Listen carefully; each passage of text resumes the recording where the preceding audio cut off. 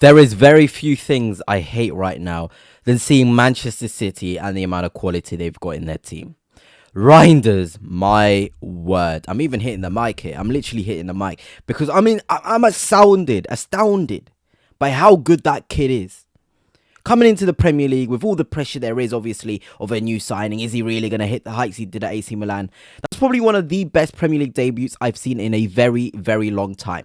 And that's compliments to the sort of player he is up here. But the sort of player he is on the ball, it is absolutely ridiculous.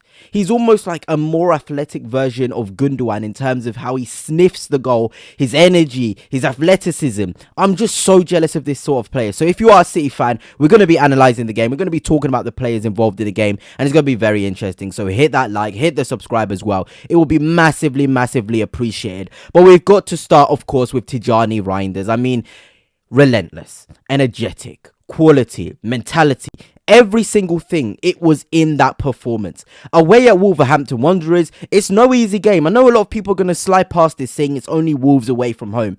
Nobody wants to go away from home in the Premier League at their first fixture. No more than Manchester City going to Wolves. That's a very tricky game. Very tricky game. The fans were bouncing at the beginning of the game, and you need players to set the tone and set the rhythm. And that's what Tijjani Reijnders did. The quality he had on the ball, whenever he picked it up, his first thought was to carry and go forward. I absolutely love seeing players with the mentality of going forward. I'm so tired of robotic players that go side to side. That is not Reijnders. If he sees an opportunity to drive with the ball, whether that be from the left-hand side, whether that be from the right-hand side, he will take it. And that we cannot, as Premier League fans, take that for granted. I mean, it's not even just the fact that he can pick a ball up and drive with it. It's the quality after the drive. He finds a beautiful little dinked ball into the path of Rico Lewis, who puts a wonderful ball in the cross for Haaland to tap it in. I mean, Haaland in right place at the right time. We'll talk about him a bit later. But that in itself from Tijjani Reijnders is unreal. And City fans, let me know down below, is this one of the best debuts you've seen from a City player? Because from my perspective, he deservedly got the man of the match. He deservedly tried to put the team forward every time he picked up the ball. I felt he wanted to make something happen. I don't think there was a single time in a match where I looked at Tijjani Reijnders on the ball and I thought he's trying to be negative here. He doesn't want to go forward. Even when the goals were flowing in, he's thinking about getting the next goal in the game. And that's just kudos to the sort of player he is. Even from a defensive sort of standpoint, he was there. He was energetic. He was getting himself about. He picked up a tactical yellow card, which was really good from him as well. He knows the dark arts. Those players who have the technical quality but know how to do the dark arts as well are very special indeed. And I think that is for sure, I've said it about 50 times, one of the best Premier League debuts I've seen from a midfielder as well. I mean, the goal as well. The quality, the energy, the engine, the finish on his weaker left foot as well, and the arrogance in the celebration. It just typified his performance. It was really good. And I think he got 2 assists, actually. He got the assist for Haaland's second goal too. Correct me if I'm wrong. I was kind of not looking at the screen at the time, so please forgive me. But he was just involved in every single thing that was positive today. Every single thing. And he was playing with a smile on his face. He looked like he was enjoying things. And of course, before I really get onto the Haaland and the things and the sort of players that are already here at City, I thought Aït-Nouri was pretty solid. Sometimes you want a player who's able to put in a 7 out of 10 and not contribute massively. Aït-Nouri didn't do anything special in a forward sense. He wasn't bombarding forward.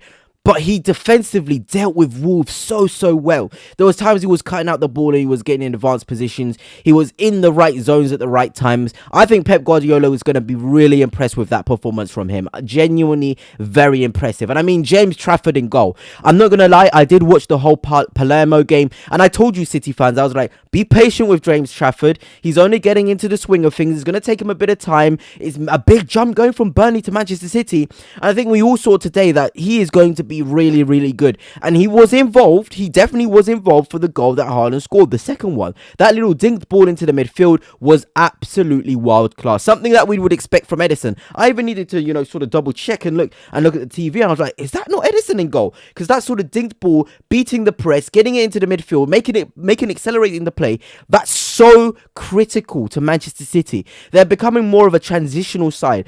But gone are the days really of Manchester City having sustained pressure of the ball. They allow their opponent to have a bit of opportunities to get forward because they know, okay, if we let the opposition come forward, we can have more opportunities on the break. And that's what happened today. Trafford's ball playing ability was on show and a clean sheet as well. That's absolutely crucial for James Trafford. Builds up the confidence. I know there's talk of Donnarumma. I know Edison, there's a deal getting closed for 10 million for Edison to go to Galatasaray.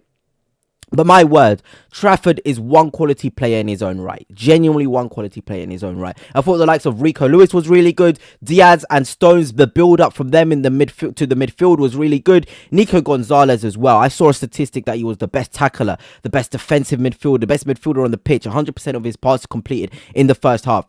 I never got those reports saying Nico Gonzalez might leave because I think he's genuinely quality. And with Rodri not expected to play until after the international break due to his fitness, Nico Gonzalez can do it, guys.